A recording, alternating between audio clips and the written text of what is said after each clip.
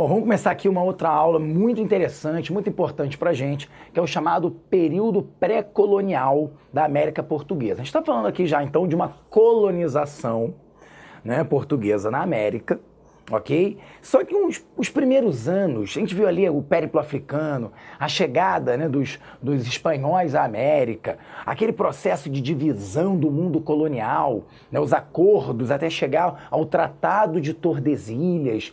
E aí a gente chega então no momento que, se Portugal detém de fato uma determinada parcela de terras aqui, inicia-se para a gente, desde o momento que Portugal tem conhecimento dessas terras que foram conquistadas, entre aspas, né, por esse acordo entre Portugal e Espanha, nós podemos identificar isso como o início de um processo de colonização que a historiografia chama de período pré-colonial. Mas antes de chegar ali, eu falo assim, sim, e quando é que foi então, né, que Portugal soube dessas terras?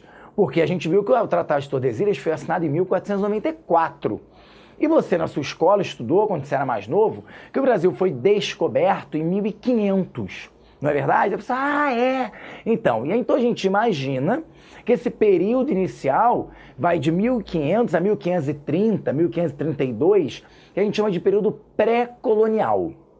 Período pré-colonial, porque seria um período em que Portugal não efetivou uma colonização, não colocou em prática um projeto colonizador. Tá? Ele falou assim para mim, mas isso é muito relativo. É muito relativo. Né? Muito relativo, porque a partir do momento que você considera aquele território uma colônia, né, faz parte do chamado Império Colonial Português, a relação estabelecida por Portugal ali é o que pouco importa. Mas a historiografia durante muito tempo gostou de chamar esse período de período pré-colonial. Eu particularmente não gosto. Né? Eu posso garantir sim que é um período de menor relação, de menor interesse por parte de Portugal. Tá? Mas a gente vai entender um pouquinho isso. Vamos entender um pouco melhor, trazendo à tona uma outra questão. Olha aqui, botei para vocês, 1498 a descoberta do Brasil. Você vai falar, teacher, tá errado. É 1500. Né? Pedro Álvares Cabral chegou ao Brasil em 1500. Pois é, gente.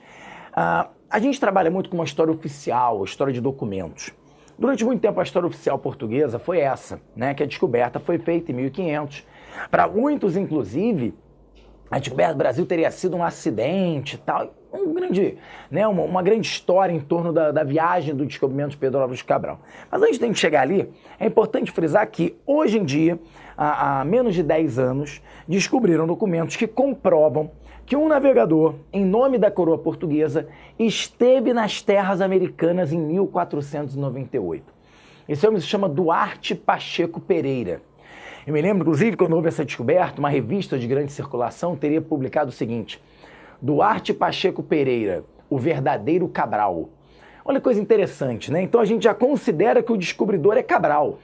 Então, na verdade, não é houve um outro descobridor. Na verdade, o Duarte Pacheco Pereira seria o verdadeiro Cabral, porque Cabral é sinônimo de descobridor. Claro, uma história oficial que durante aí 500 anos vigorou, que esse território, o Brasil ou a América Portuguesa, como eu vou preferir agora, foi descoberta por esse navegador.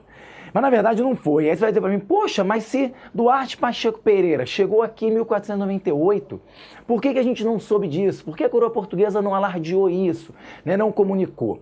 Ora, lembre-se que 1498 é o mesmo ano que Vasco da Gama está chegando a Calicut, nas Índias, iniciando um processo de conquista, né, de posses, de áreas comerciais lá no Extremo Oriente, que era o grande desejo, o grande objetivo português, e era conseguir as famosas especiarias, aqueles produtos orientais que renderiam muitos ganhos para a coroa portuguesa.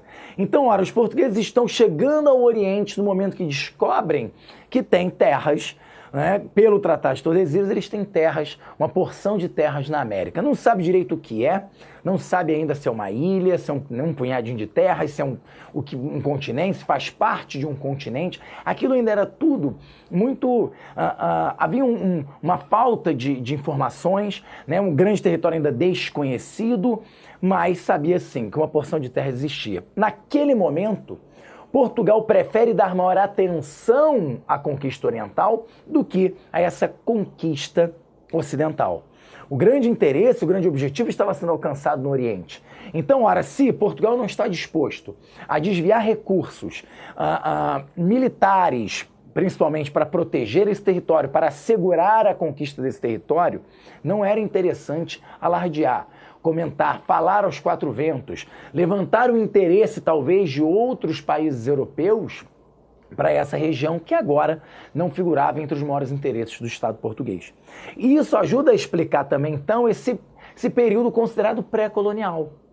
Né? Então, por que houve um aparente desinteresse português, né, por essas terras americanas nos primeiros anos? E aí eu posso colocar, então, agora de 1498 até 1532, com a expedição colonizadora de Martim Afonso de Souza. Ora, por quê? A prioridade portuguesa era o Oriente. Aí você vai falar para mim, então tá, então a partir de 1532, a prioridade virou a América? Não. Por isso que eu gosto de questionar esse termo, período pré-colonial.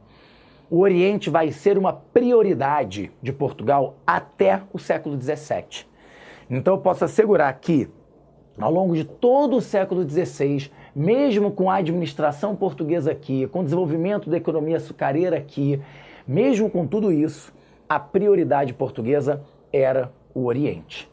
Perfeito? Então agora, nesse momento, a gente vai ver como foi feito esse contato, quais eram as características desse período pré-colonial, né? E a partir então da chegada de Pedro Álvares Cabral, que de fato teve uma viagem muito conturbada. Quando Pedro Álvares Cabral saiu de Portugal, ele tinha de fato o objetivo de chegar ao Oriente, fazer uma viagem comercial às Índias.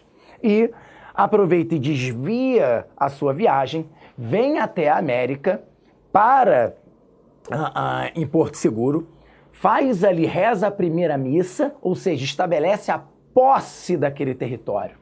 A vinda de Pedro Álvares Cabral, naquele momento, naquela viagem complicada, uma grande tempestade, algumas naus desapareceram, né, homens sumiram, morreram possivelmente, né, desaparecendo no Oceano Atlântico, mas a chegada de Pedro Álvares Cabral à América, a sua permanência por alguns dias e depois a sua posterior viagem ao Oriente, significa para a gente uma espécie de posse das terras. Ele veio aqui, tomou posse das terras em nome da coroa portuguesa.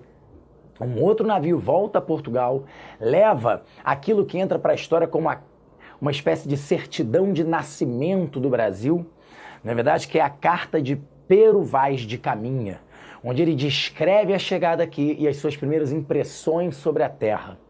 Tá? Então ali os portugueses tomavam posse. A viagem de Pedro Álvares Cabral reconhecia o território e depois seguia a viagem para o Oriente.